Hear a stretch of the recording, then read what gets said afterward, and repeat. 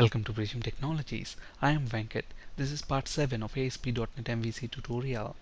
In this video, we'll discuss models in an MVC application. Please watch part 6 of this video series before proceeding with this video. Let's understand models with an example. Let's say I want to retrieve an employee information from this table TBL employee and then display that specific employee information in our MVC application, as you can see on the slide. So obviously, to encapsulate employee information, I need to have an employee model class. So let's go ahead and add employee model class to our MVC project. So let's flip to Visual Studio.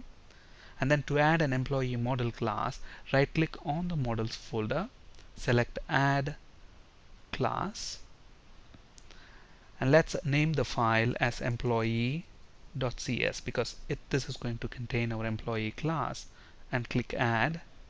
And then this employee class needs to have properties to encapsulate employee ID, name, gender, and city columns. So let's go ahead and add those properties to our employee class.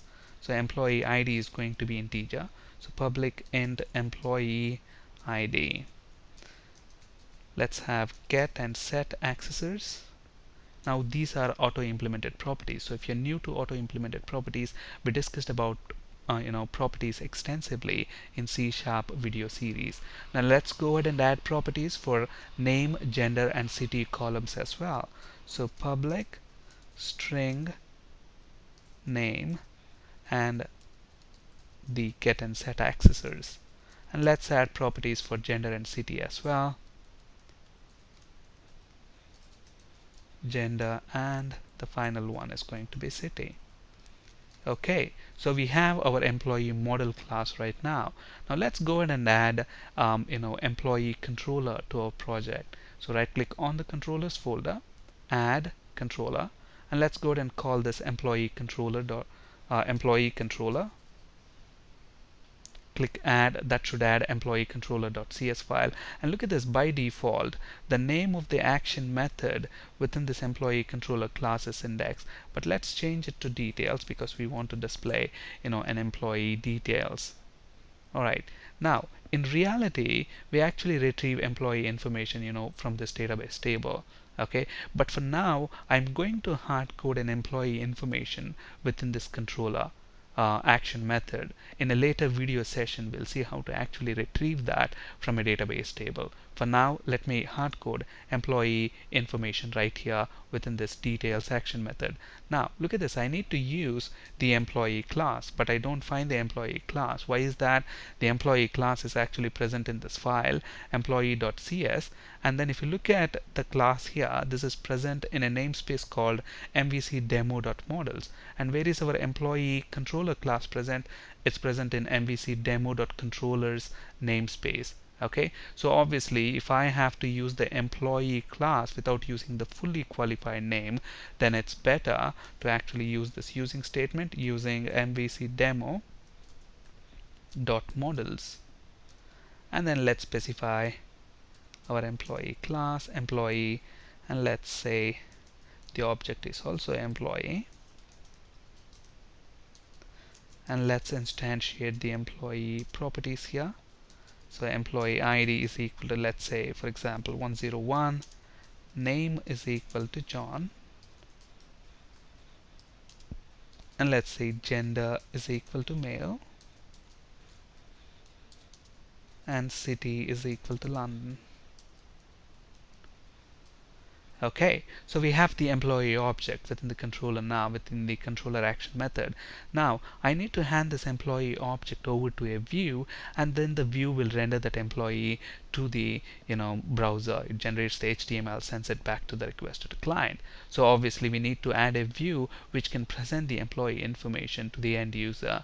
Okay, so let's go ahead and add a view to our project, and the best way to add a view, you right click on this project, in the controller action method, and then from the context menu select add view, and look at the name of the view details. It matches with the name of the action method, and then this time I'm going to check this box, create a strongly typed view, and remember we have already built employee model class. Okay, so I'm going to strongly type this view with that employee model class, and to do that I need to select the employee model class from this drop down list. But look at this, at the moment we don't have this employee class within the drop down list. Why is that? Because after we have added the employee class, we didn't really build our project. That's why we don't have that within this model class drop down list. So let's cancel out of this. Let's build our project. Now let's go back to our action method, right click on that, from the context menu select add view, and then check this box, create strongly typed view.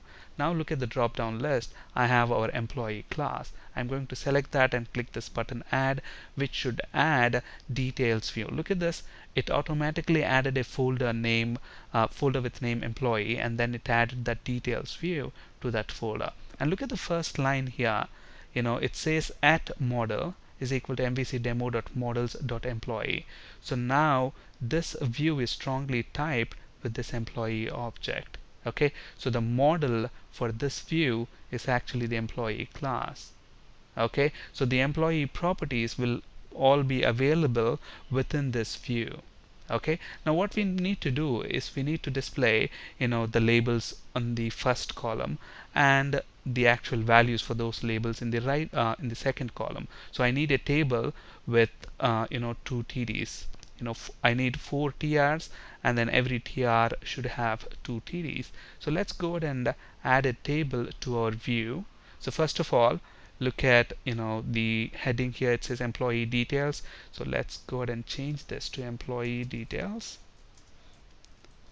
and let's also change the title of the page as employee details. And now let's add a table. Let's specify a style for this table as font-family as Arial. Okay, now within this table let's add a table row, and then let's add 2 TDs within that table row. So in the first TD we need, let's say, employee ID, and then let's say I want that to be bolded, the label itself, so we can put that in a bold tag like so. And I want to display the employee ID itself here. So how do I get employee ID? Look at this, the model for this view is employee object.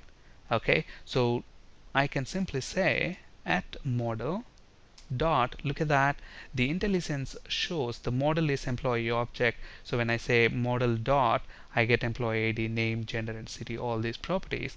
So I'm going to select employee ID there. And similarly I need to add another TR and then specify model.name, gender, and city as well. And just to speed things up, I have that already typed, so it's just that I have 3 more TRs and each TR having 2 TDs. Okay, so let me copy this and paste it in our view. So if you look at that, it's very straightforward. I have another TR here, actually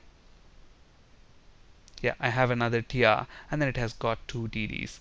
So name and then model.name. Now you can have a bold tag as well here, so that the labels are bolded. Let's do that for gender as well. And finally for city as well.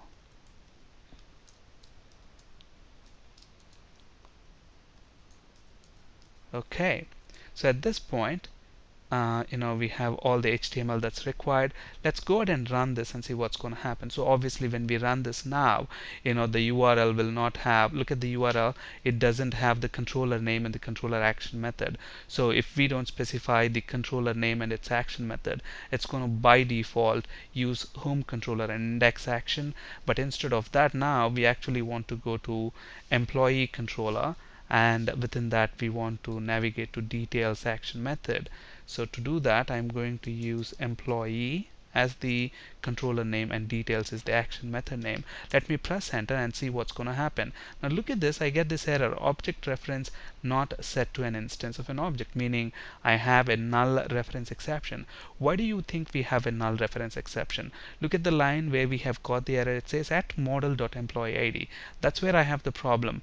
When it's trying to retrieve the employee ID, it's not present.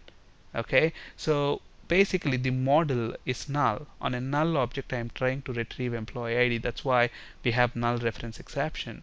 Okay, why is that model null? That's because if you look at our controller action method here, we have the employee object here, the model object, but did we pass that object to our view? We didn't pass it. That's why within the view, within the details view, this model will be null. So if it is null, on a null object we are trying to retrieve properties, so obviously we'll get a null reference exception. So now within our employee controller, let's go ahead and pass this employee object to this view. Alright, with that change, let's go ahead and run this, and then let's change the URL to employee details, and let's see if we get the output as expected. Look at that, employee details, I get employee ID, name and gender and city as expected. So the controller response, if you look at this model view controller, the controller receives the request from the URL and gets data from a model and hands that model over to a view, which will then render the data to the end user. And our model usually consists of entities or business objects. Alright. On this slide, you can find resources for ASP.NET C# and SQL Server interview questions. That's it for today. Thank you for listening. Have a great day.